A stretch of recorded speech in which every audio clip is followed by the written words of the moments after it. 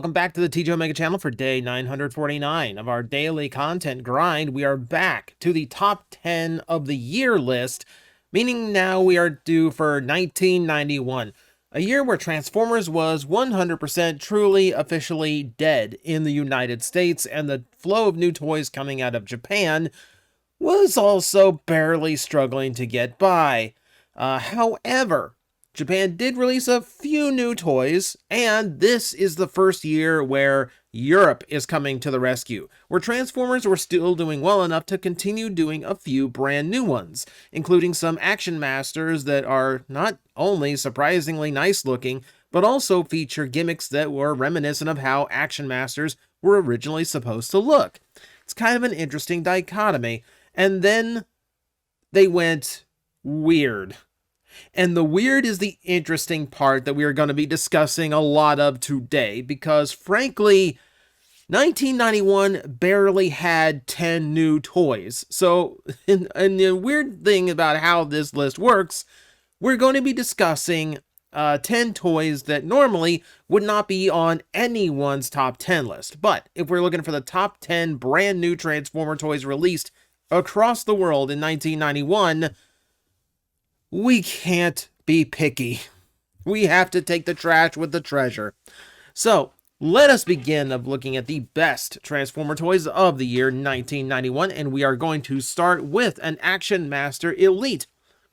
They had the brilliant idea of figuring out how to make rudimentary transformations for some of these Action Masters to make them feel a little bit more like normal Transformers. So it turns out, when you release Transformers that don't transform, people want them to transform again.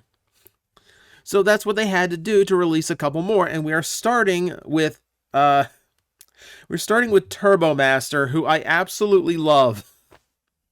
I have to put him on this list. I will admit, toy-wise, let's admit, not too great. The vehicle mode is absolutely ridiculous, but as just some big, weird flying sky fortress thing, I kind of love it.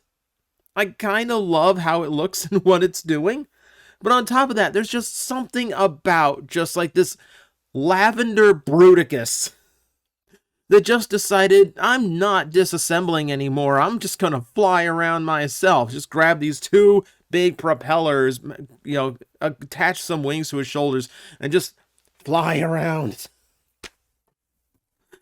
The visual of it is hysterical to me. And yeah, like, I mean, it's just such a goofball idea. And I don't know why it looks like Bruticus. I don't know why it does, but you know what? I love it for it.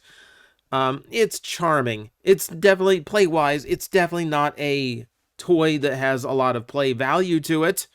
There's many toys I would rather play with, but just for the sheer novelty, just for the weirdness of it, like, I can't help but like it.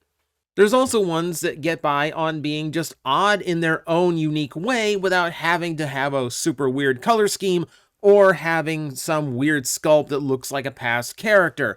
This is where we talk about Windmill. And let's be honest here, because the color scheme is so solid, the helicopter mode doesn't look too terribly off. It's kind of a clever way of working the mechanics of the Action Master articulation into something of a working transformation. If you imagine that he's just this weird helicopter carrying a big laser gun underneath him. What I like about him, though, is just how unique the robot mode looks. I mean, for Generation 1, asymmetrical designs were extremely rare, and this guy is nothing but asymmetry. He is a really unique looking bot. He's got bombs for a leg. Okay, when a roundhouse kick can cause an explosion, you are either Segata Sanshiro or you are Windmill, and that is hysterical to me. Play-wise, yes, he does carry a little bit more than Turbo Master, who's just a little bit weirder. A little bit weirder in how the alt mode looks and functions. I have friends in aeronautics who probably cry at both of these, actually. What am I saying? Both of these. But I definitely think this one has a better chance of just kind of like passing the grade here. So I will mark him just one notch ahead. just because he's got a little bit more of uniqueness going on without having to rely on the novelty of being just a weird version of an old character. And then you get an Action Master Elite who does both. So when we're talking about weird color schemes, when we're talking about weird characters who look like old characters, you think I'm going to go in a certain direction, but no, we're going to be talking about Double Punch instead. Sorry, Spreem fans. I just find the transformation on this one better. Granted, it's far simpler because he basically just has to do the Scorponok thing. And yeah, he does it pretty well. He just looks like a scorpion. Like, yes, he just looks like a guy laying on his belly with his legs up. But that's basically, essentially, kind of how G1 Scorponok looks. So in trying to convey that, he's actually doing a pretty good job. It's actually doing a surprisingly good job. Also, the black Zarak head is a little bit weird to throw in as well. And then there's the color scheme. Now, the color scheme is one of those weird Euro give or take ones. You could love it, you could hate it. I personally really like it. There's just something about the bright colors on the main black body that I think just pop really well. Yeah, and it's just a fun little desktop scorpion toy. If it wasn't for like the rubber banding engineering and the hips, I wouldn't mind just having this on a desktop transform to and fro just about any time I wanted. It's a neat little figure, and as far as the Action Master Elites, probably the best as far as the ult modes go, because, being a beast, he just kind of has those proportions already. So I'm sorry, Spreem fans. I know you want your little yellow god, but sorry, I'm going to go evil on this one and pick the Decepticon. Hasbro in Europe did more than just come up with transformations for their Action Masters. They also tried to evolve what Action Masters were doing at the time to create stuff that could be, somewhat in a new play style without completely breaking the play pattern. So that is where you get toys like Circuit. So the vehicle mode, well, he has a vehicle. Let's put it that way. He has a vehicle with a vehicle mode. It comes across a little bit go-kart. I'm not going to lie. It's a little bit go-kart because he's not quite tucked into it. But it's still not a bad look. And I like the idea of the vehicle not just transforming into like a little attack position that the Action Master just stands around. I like the idea of it turning into this mech suit. I think that's a better use of the vehicle bulk than what Hasbro in the US and Japan was trying to do with the play pattern. It just feels more in tune with what a Transformer would do. So now here we have Action Masters who, instead of transforming, have vehicles that have basically super modes for them. That's actually kind of an upgrade to me. Now we're going to get to better ones here because they took to this the same way that Hasbro would to these gimmicks. Find a way of making a neat gimmick and then how to extend that gimmick to do more. But for your basic figure, for the lower end of this list, Circuit just manages to make it in there. I think deservedly so. Color scheme is again subjective. Before I get to the next one, I have to make a very strong point. Color schemes are very subjective when we talk about these things. So yeah, Circuit makes it number 7. Some toys out of Euro G1 are just so infamous that even some, casual Transformer fans are aware of this, or you've seen a photo of it and been horrified. So you'll excuse me if I kind of push the line of best toys by including Thundercracker. Okay, I understand. This is always on a lot of people's list for the worst paint jobs of all time. And yes, he is a garish boy that will blind people who are unprepared for him. But you know what? He's my garish boy. I am one of those that thinks that the color scheme extends so far beyond being awful, it circles back around again to become awesome. It is purely unique, and anytime a Seeker comes out, I am like fingers crossed on all dimensions. Please come out in these colors. It'll be like an extra $20 just for the paint budget, but I think it'll be worth it. But beyond that, yeah, I actually do like his accessory vehicle. His accessory vehicle is admittedly a little small for him. It's a flight glider that he has to sit on. It's not so different from vehicles like He-Man or even some G.I. Joe implemented, so it's not all that weird. I happen to really like the mech suit that it turns into. I mean, aside from the fact that, covering up most of Action Master Thundercracker's colors, these do start playing into the colors that are still exposed, and I think makes it look even better. But yeah, it just restores that original silhouette. It does what you would think a super mode Seeker would do, which is to look super buff version of what a normal Seeker is. I think it's a really good job. It's a fun little toy to have. And yes, it's a good way to check for color blindness, because there's got to be some color on here that isn't going to be in someone's visual spectrum. But I can't help it. I like him. Now let's take this new mech suit gimmick and push it one notch further in order to make something a little bit more dynamic and potentially a little bit more interesting, especially for a kid. Let's talk about the original Slicer. So for starters, it's an interesting repaint of Wheeljack. So it does give him one evil repaint they can do with him without any kind of retooling. And, it's not a bad color scheme either. I kind of like the blue, the gray, and the bronze. The hits of pink are a little bit weird. Modern toys tend to take that out, which I think is a mistake. But, whatever. So he does the mech suit thing again. He's got a vehicle that's noticeably bigger. It actually does look like a decently sized attack vehicle for an Action Master.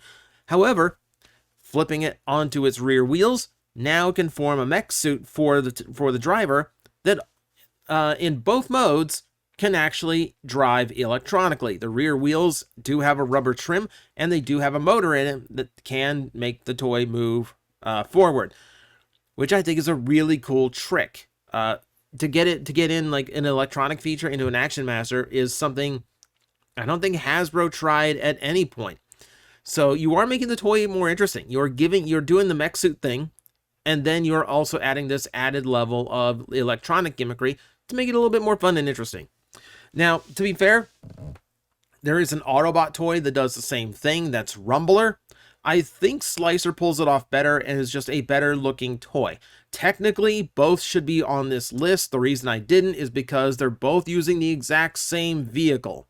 So if you prefer the Rumbler would go here, but because the main part of the toy is just, a previous repaint, I'm going to give it to Slicer, who admittedly is also part repaint. This is where the rules get a little bit weird here, so forgive me. I don't know, out of the two, I just prefer this one better, but if I'm being honest, it's probably a tie. Now we have to cross all the way across Europe and Asia in order to get back to Japan, where, yes, they were producing a few new Transformers themselves, albeit very, very, very few. So of the ones that they were producing, they are larger figures and then a few unique Micromasters of their own. We are going to start with Grandus. So if we are staring at Grandus as just a standard Transformer, you're probably wondering, how is he even on this list? Because let's be completely honest here, as a toy, as a normal Transformer, it's kind of terrible. He looks like a City Bot. He is not a City Bot. He is just a big bulky figure that transforms by falling over on its face. There's really no avoiding it. It's one of the lamest Transformers that you could possibly get. However, what saves Grandus is the fact that it's really the transformation element of him. It really is a secondary goal. Just to give him a vehicle mode of some kind. It's just there just for the sake of doing it. The big thing about the toy is the base mode, where Grandus's guts just kind of explode, and you have this enormous battle station and, playset for your Micromasters. Potentially the best one they ever got. You've got elevators, you got lots of different platforms, landing pads, ramps. It basically does just about everything you want a playset to do for smaller toys. And then, yes, it has a robot and a vehicle mode. Kind of lame as they are. But if you set that part aside and you view it for what it's supposed to be, which is a big playset for your Micromasters, then you get a lot out of it. Now it feels like a genuine toy. And the fact that there are working motors in this thing, if you attach it with Star Convoy to make the elevator work, even cooler. Even cooler.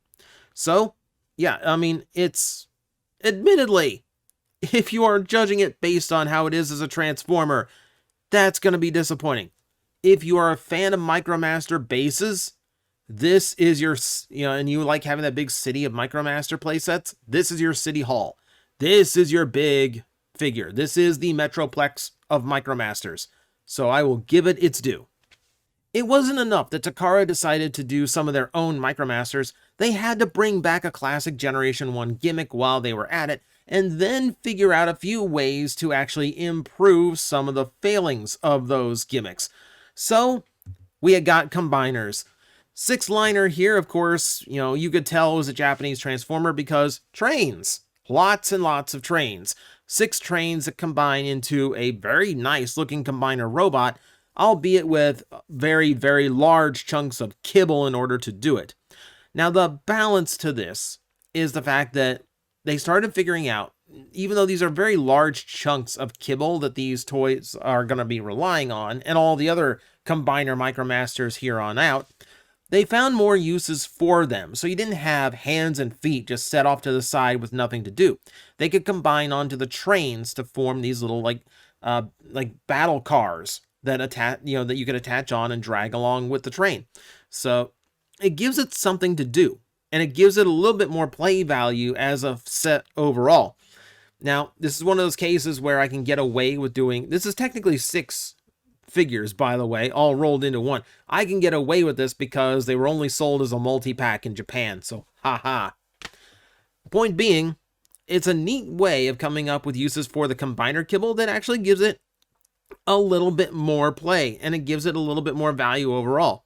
It's a lesson they would take into the other combiners that they do for the Micromasters, and those would only get better. But yeah, as a full set, you're still getting 6 Micromasters in one box. They are still, unique, as trains were not something that Hasbro did at that size class. And yeah, you get a lot of function out of the combining. So it's a lot of fun. There's a lot to be liked about this set. If you know Japan and the Battle Stars, then this is going to get very, very obvious as the rest unfolds. So yeah, let's go ahead and get to it. Meet Sky Gary. Sky Gary is where you can really tell Takara was, really like starting to really be into that brave aesthetic. And they were really focusing a lot of energy on how those toys looked. So Sky Gary here, admittedly, again, as a Transformer, pretty simple in how he functions. So it's a very basic jet mode that he turns into. It's basically just like a flying, personnel carrier. Some kind of space-age shuttle, people mover, cargo carrier type vehicle that doesn't transform a whole lot. But what it does beyond that, I do think is really cool. For starters, you can see the carrier, like the little, what looks like a little semi-truck and trailer. The toy can actually extend to carry 3 of those underneath him. So he really is kind of a cargo carrying Transformer. And all of those can open up and store Micromasters or, well, whatever accessories in there. If you want him to just be delivering a ton of guns to your battlefield, he can do that. And then you get the tower mode. And the tower is actually pretty unique amongst Micromaster bases. I do think it plays really, really well and gives you a little bit more variety for your overall battle station or city. It's a neat look. So it's basically an entire toy designed around that extending midsection gimmick. And I think the 2 uses they came up with it are actually pretty cool and pretty unique amongst Transformers. Aside from that, it just looks cool. You can see the brave aesthetic in the torso. There's some classic Diaclone. I get some Diaclone vibes from the head sculpt. There's a lot of past and future in the overall design, and not to mention, like, it just looks really cool. The toy itself just looks really, really cool.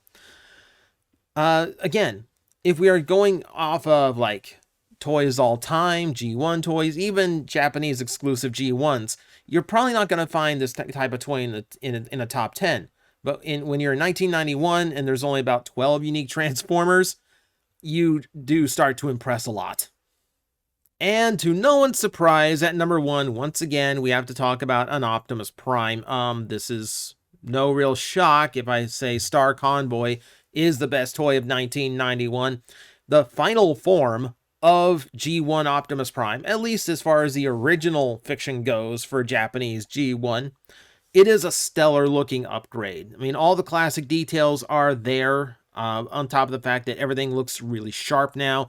He's way more heavily armed, way buffer. You've got, I like the flourishes to the design, like the crest on the chest and the head crest now. He's just a really cool looking take on G1 Optimus Prime. Just a really cool take. He's the first time that a G1 Prime had the trailer built into the robot mode, so that, you know, so he didn't have an individual truck. He just transformed straight into the whole thing. And yeah, like as a futuristic semi truck with tank treads for some reason, works pretty well. The tank treads are actually because he is motorized. He can drive forward with a flick of a switch. That same motor will drive gimmicks on his Battlestar companions as well. And then you do have the base mode. Now, admittedly, you know, we've seen a better base mode with Grandus, with more for Micromasters to do. But it still makes such a great centerpiece for a Micromaster city, or just a place for all of your Micromasters just run around ramps and all that. And you don't, and of course, you get a little tiny Micromaster hot rod as long as, you know, with it as well. So it all just kind of has this nice little package to it. So there, to no surprise, I'm going to call Star Convoy the best toy of 1991. And yeah, we're going to call that a list. It is a weird one. I knew there would be years like this where I barely had any toys to talk about, but that does mean we get to talk about some things we don't normally cover. When else am I going to be able to talk about the Action Master exosuits on this channel? So, thank you everyone for watching. 1992 is on the way. Oh, things are going to start getting weird here. In order to keep these lists going, I'm going to have to start doing some weird stuff, and we're going to have to change some rules. But that's for then. For now, thank you everyone for watching. I will see you next time.